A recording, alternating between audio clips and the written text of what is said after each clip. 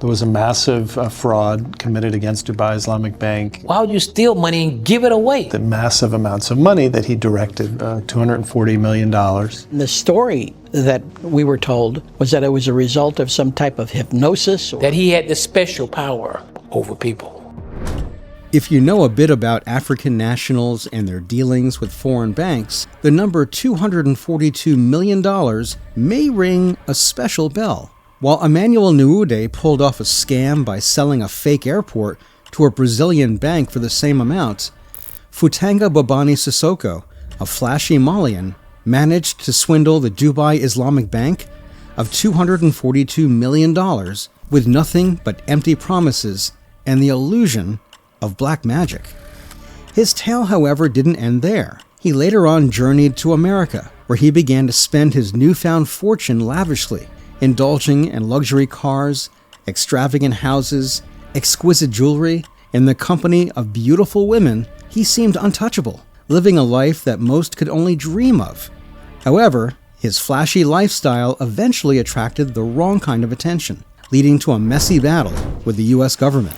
This is the story of a man whose powers of deception were almost superhuman.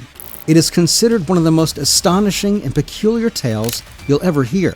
It's a narrative of fraud on an entirely different level. This reality is confirmed by American court cases, as well as lawyer testimony and substantial evidence. Stay tuned as we delve into the truly remarkable story of Foutanga Babani Sissoko, aka Baba Sora. There are several tribes in the area that he came from.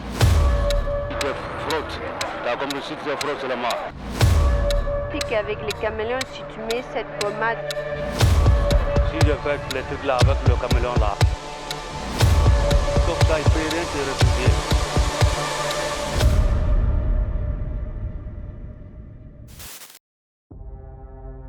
Born in the village of Dabia near Mali's capital, Bamako, little is known about Sissoko's early years.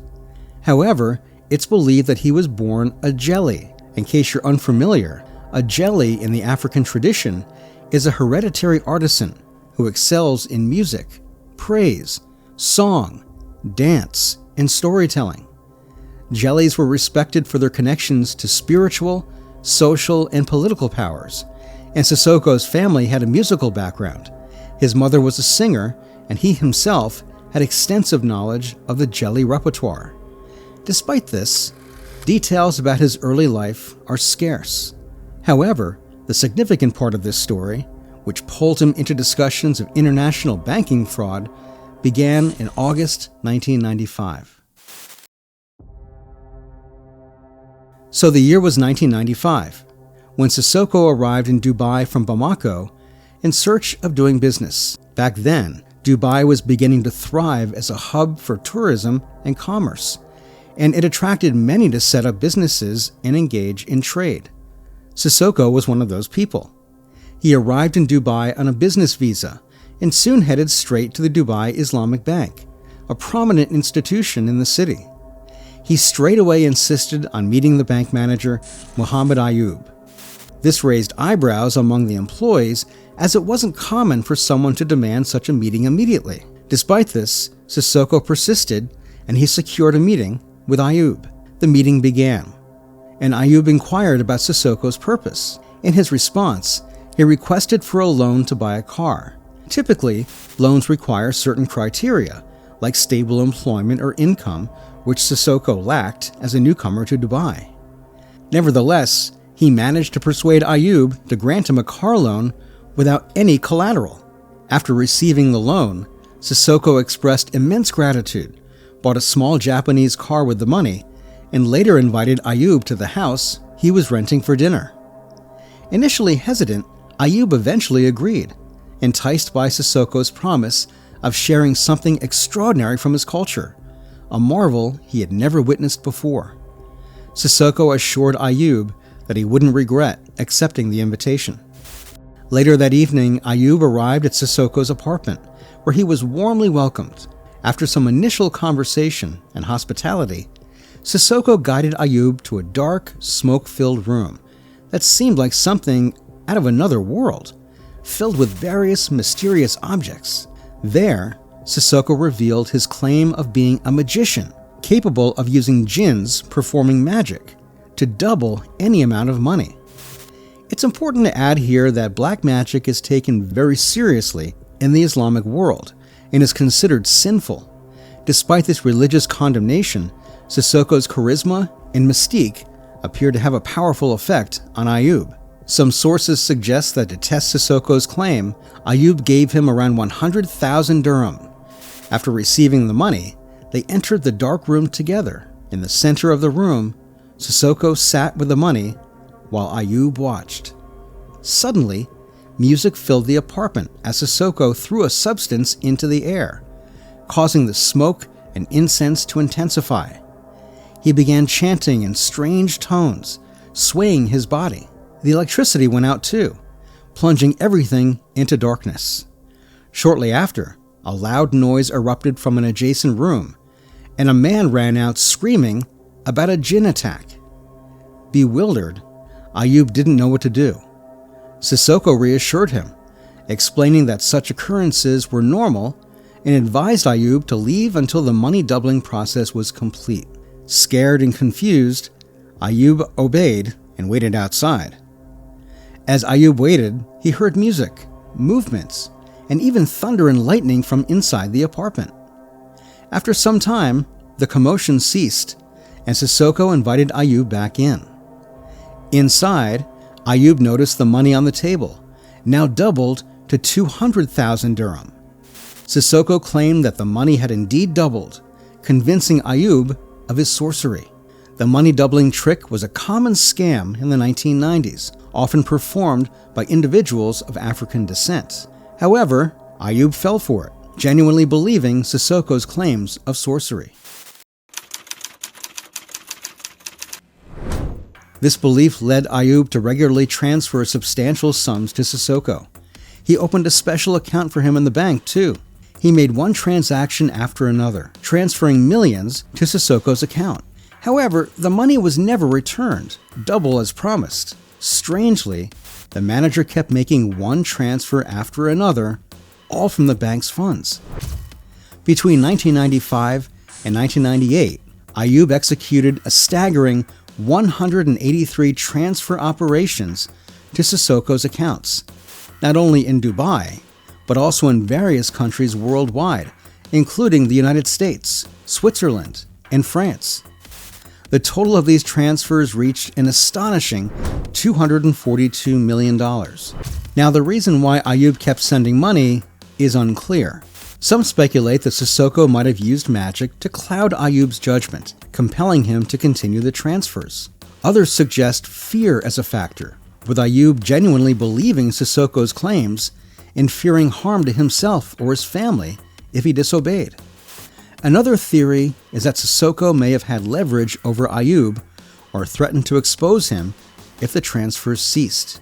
Another puzzling aspect is how such massive amounts were withdrawn from the bank over 3 years without detection.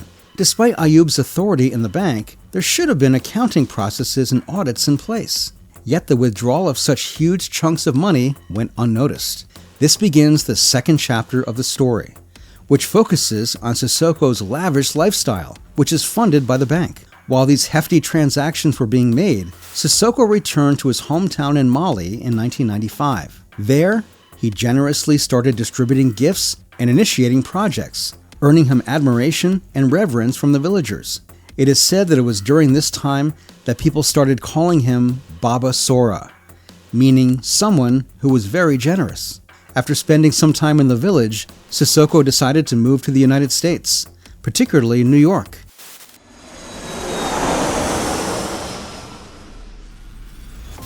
Now, the first thing Sissoko did while arriving in New York was to open an account with Citibank, one of the largest American banks at the time.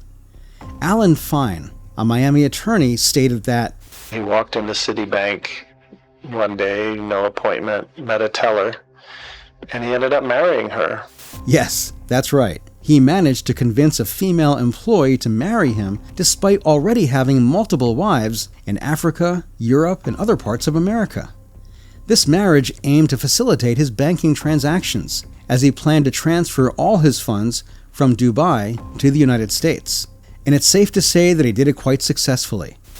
Through his wife's help, he was able to transfer over $100 million from his Dubai account to his new account in the United States. In return for her assistance, he gifted her $500,000 and continued to spend generously on her. This significant transfer from Dubai to America became part of a legal case filed by Dubai Islamic Bank in 1999 against Citibank in the United States. The court documents revealed that from 1995 to 1998, money laundering operations were done with the assistance of 3 Citibank employees, including Sissoko's wife.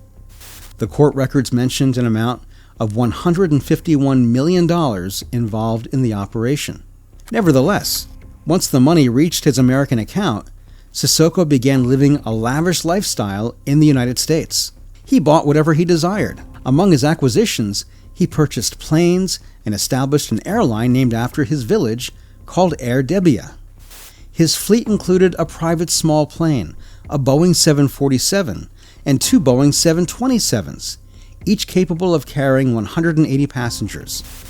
Although he aimed to create a fully operational airline, he opted for used and older planes due to the high cost of new ones. However, his ambitious plans didn't fully materialize. The planes mostly remained grounded at the airport, and the airline never truly took off. This reflected Sissoko's tendency to enthusiastically invest millions in new ideas, only to lose interest later. Despite this, Sissoko didn't forget his people. He continued to support the inhabitants of his village, and his popularity grew, extending to neighboring areas. Wherever he landed his plane, people would gather to welcome him with flowers and embraces, and he generously shared his wealth with them. Sissoko started to live a life akin to that of royalty, enjoying popularity and public admiration. However, it was not all sugar and honey, as things started to turn sour in July 1996. It was the time when Sissoko attempted to purchase 2 helicopters from the U.S. military. These helicopters were old and decommissioned, dating back to the Vietnam War era. Sissoko claimed he wanted to convert them into air ambulances to transfer the injured, intending to use them in his village, where he had already established hospitals and clinics. However, the U.S. government stalled the request due to suspicions that Sissoko might have ulterior motives, such as using the helicopters for drug trafficking or arming them for civil conflicts in Mali. In response, Sissoko's associates attempted to expedite the process illegally. They tried to bribe a U.S. official with $30,000. Sissoko did not directly order this bribery attempt. Rather, it was initiated by his supporters. Unfortunately for them, the official they tried to bribe reported the attempt to the authorities. Investigations revealed their connection to Sissoko, making him a wanted man in the bribery case. However, Sissoko was not in the U.S. at the time, prompting an international warrant for his arrest through Interpol. Sissoko was eventually arrested in Geneva and detained in a local prison awaiting extradition to the U.S. He hired American lawyers, with Thomas Spencer as his lead attorney. Spencer visited Sissoko in prison to discuss the case and legal procedures. During his visit, Spencer had an unusual interaction with a prison warden, who requested to delay Sissoko's extradition for as long as possible. Spencer was surprised by the request and inquired about the warden's interest. The warden revealed that Sissoko was arranging for exquisite meals to be flown in from Paris every night, creating a rather enjoyable situation for them. Well, please delay it, his transfer, as long as possible, because he's flying in fantastic meals from Paris every night for us. However, he was soon extradited to the United States to face charges related to the bribery case, especially in Miami, Florida, where the incident occurred. Spencer's initial move was to request a bail hearing to secure Sissoko's release until the trial. However, the U.S. government and the prosecutors strongly opposed any bail, fearing that Sissoko might flee due to ongoing investigations into his activities, suspected to involve more than just the bribery case.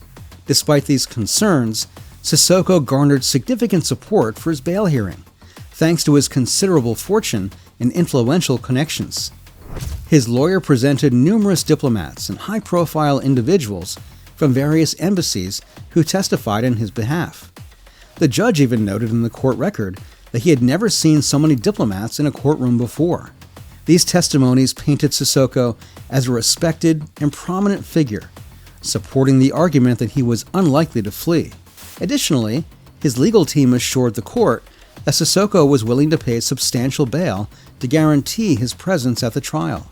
Feeling immense pressure, especially from the prosecutor and government opposing bail, the judge set an extraordinarily high bail amount of $20 million, assuming Sissoko wouldn't be able to pay it.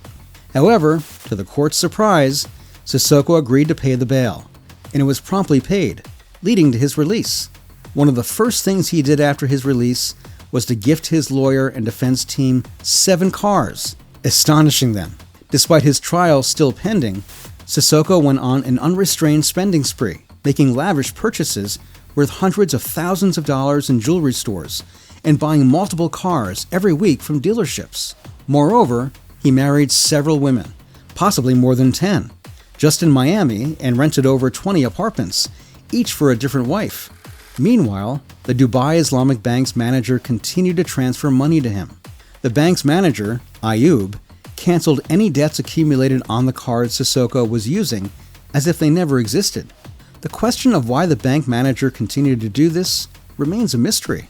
Was he truly under a spell, threatened, or scared? It's an intriguing puzzle. While he was in Miami awaiting his trial, Sissoko didn't forget the importance of philanthropy to improve his public image and gain people's sympathy and support, which he hoped would help him in court. He would visit underprivileged areas of Miami to donate to the poor and homeless, providing them with food and clothing. The media documented these acts of kindness to boost his reputation. On one occasion, Sissoko helped a school music band needing funds to travel to New York to participate in the Grand Thanksgiving Day Parade. He donated $300,000 to the band, much more than they required for the trip. In gratitude, the band performed a special musical piece for him to express their appreciation. Sissoko was working on improving his image in Miami society, believing it would ease his upcoming trial. The trial for the bribery case related to the purchase of helicopter aircraft began in March 1997. His lawyers advised him to deny the charges, especially since recorded conversations showed Sissoko instructing his men to expedite the helicopter's acquisition without breaking U.S. law. But Sissoko did something totally inexplicable. Contrary to his lawyer's advice, Sissoko confessed to the crime in court, taking full responsibility for the bribery. His lawyers were astounded by his confession and completely perplexed as to why he chose this path. His main lawyer, Thomas Spencer, was even angry. He went straight to Sissoko and asked about his rationale. He straight away refused to explain. The reason might be the fact that his pleading guilty would provoke fewer questions related to finances. Sissoko's sentence wasn't harsh. He only got a 43-day jail term and a $250,000 fine because the bribery case wasn't considered significant. It involved $30,000 and 2 helicopters that were out of service, so it wasn't seen as a highly sensitive matter. He was sent to a federal prison in Florida, a regular facility without high security. After serving about half of his sentence, the government offered him a deal to complete the rest under house arrest in exchange for a significant donation to a homeless shelter. Sissoko obviously agreed and donated $1 million to the shelter. Consequently, he was released from prison to serve the remainder of his sentence under house arrest at one of his homes. After completing his sentence, Sissoko immediately left the United States and returned to Mali, where he received a grand welcome at the airport as if he were a king. Despite this whole time period, he continued to receive bank transfers from the Dubai Islamic Bank's manager. Still, instead of saving the money, he spent it on failed projects or distributed it to his followers and those around him. He was like a modern-day Robin Hood, and his people loved all his acts.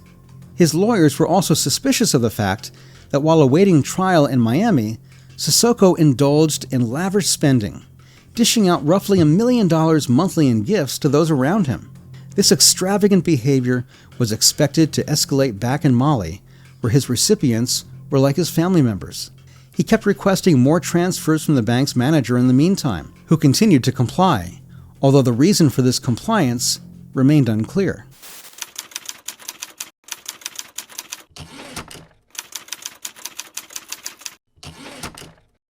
Suspicions began to arise in March 1998, when some of the Islamic Bank's accountants noticed discrepancies. Pressure started to mount on the bank manager as he struggled to address the situation. Eventually, he confessed to a colleague, finding it difficult to articulate the massive transfers made to an African man from another country. The manager couldn't bring himself to verbalize the total amount, so he wrote it down: 890 million dirham, equivalent to $242 million. The revelation shocked his colleagues, signaling a potential disaster for the bank. Fearful of a bank run and financial collapse, the government swiftly intervened. The Dubai-owned newspaper Al Bayan reassured the public that their deposits were safe, thanks to government and central bank guarantees. However, investigations revealed embezzlement within the bank, with the manager and 2 associates detained for misappropriating funds ranging from $200 million to $500 million. The bank's owners bore the majority of the losses, which prompted government intervention and partial ownership of the institution. Court proceedings resulted in 17 people, including Sissoko, being sentenced to 3 years in prison. Sissoko was convicted of fraud and money laundering. Rumors circulated that he underwent an exorcism to rid him of his belief in black magic.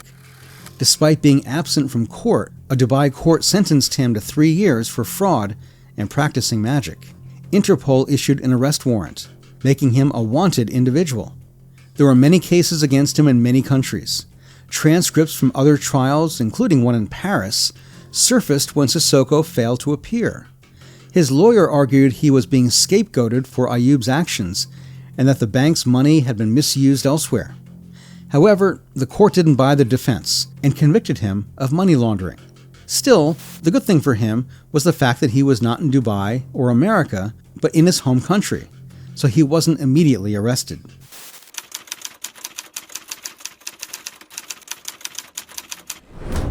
In 1999, Dubai Islamic Bank filed a lawsuit against Citibank in the US, accusing it of processing large transactions without following proper procedures. The bank sought compensation of $151 million, but Citibank ultimately paid no damages. Lawyers hired by Dubai Islamic Bank in the US investigated the transfers to trace where the money went. They found that Muhammad Ayoub, the manager of Dubai Islamic Bank, and his associates didn't personally benefit from the transferred funds. They all went to Sissoko. With this fact coming to light, it became even more baffling as to why the bank manager authorized these transfers. As mentioned, Interpol issued an arrest warrant for Sissoko, making travel risky for him. Sissoko was highly popular in Mali, and the fact that he could not travel elsewhere meant he would now enjoy life as a politician. He stayed in Mali, which lacks extradition treaties with other countries. He ran for parliament in 2002, won the elections due to his popularity, and secured a seat in the Malian parliament, gaining diplomatic immunity. Sissoko believed this immunity would protect him if he traveled abroad. However, his fortunes declined over the years due to extravagant spending, leading to a loss in popularity. In 2014, he lost the elections, his parliamentary seat, and subsequently, his diplomatic immunity. After his political career ended, Sissoko returned to his remote village of Dabia, where he lived for the remainder of his life.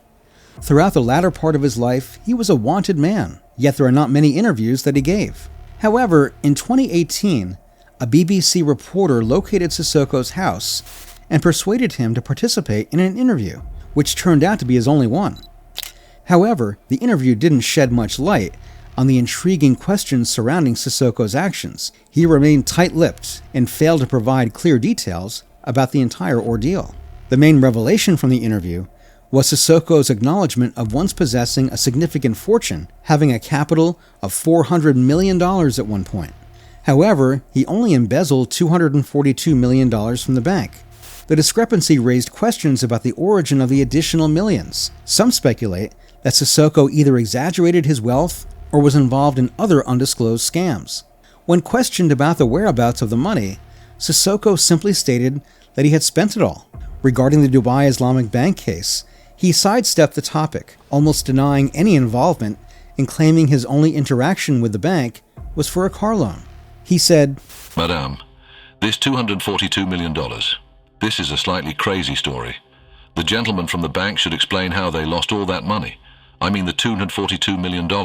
Listen, how could that money have left the bank the way it did? That's the problem. It's not this man alone, Ayub, who authorizes the transfers. When the bank transfers money, it's not just one person who does it. Several people have to do it." He also dismissed accusations of using magic to acquire the money, laughing them off and suggesting that the bank should explain how such a large sum disappeared from their accounts. He said, "Madame, if a person had that kind of power, why would he work? If you have that kind of power, you can stay where you are and rob all the banks of the world. In the United States, France, Germany, and everywhere. Even here in Africa. You could rob all the banks you want." Despite being in his home and surrounded by familiar faces, the interviewer refrained from pressing Sissoko further on various important matters.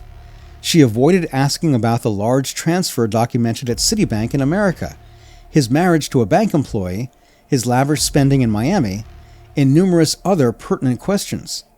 Despite the interview, Sissoko made a revealing statement about his character, expressing his belief that one can never have enough money. He likened money to an insatiable force, where one's desire for wealth continually escalate.